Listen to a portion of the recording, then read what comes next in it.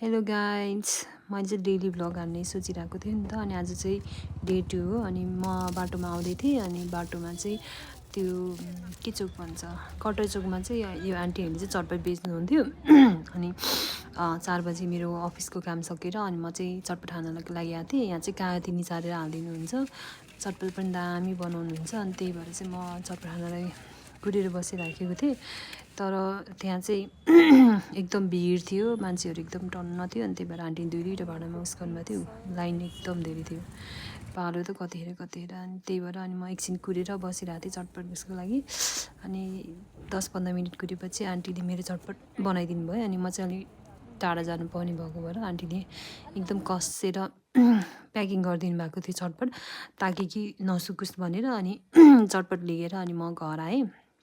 घर आइसकेपछि अनि मैले दुईजनालाई चाहिँ चटपट खान दिएँ। अनि चटपट एकदमै पिरो हालिदिनु भएको थियो। अनि मैले यो फल पनि किनेर ल्याएको थिएँ नयाँ, मेरो रुमको लागि भनेर। अनि एकछिन त्यहाँ ओछ्याएको थिएँ। अनि त्यसपछि कस्तो सफ्ट लागेर अनि त्यसपछि पिरो भएर उसले चाहिँ पानी खाँदैछ, सन्तोषीले चाहिँ।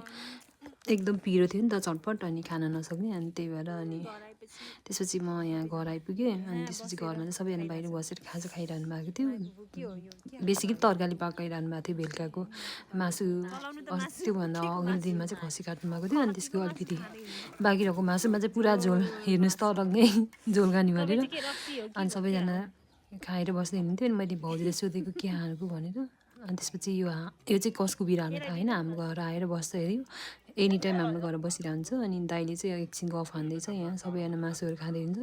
अनि मेरो मम्मीले मासु खानुभएको कि हेर्नु न कसरी खाइरहन्छन् मेरो मम्मीले। यो चाहिँ के भन्छ, यसलाई चाहिँ के भन्छ, मासी भन्छ होइन। अनि मासु चाहिँ एकदम मिठो लाग्छ, मलाई पनि मनपर्छ। अनि मम्मीले पनि कस्तो मजाले खाइरहनु भएको छ। यो मासी मजाले निस्केको छ, मासी चाहिँ हड्डीभित्र।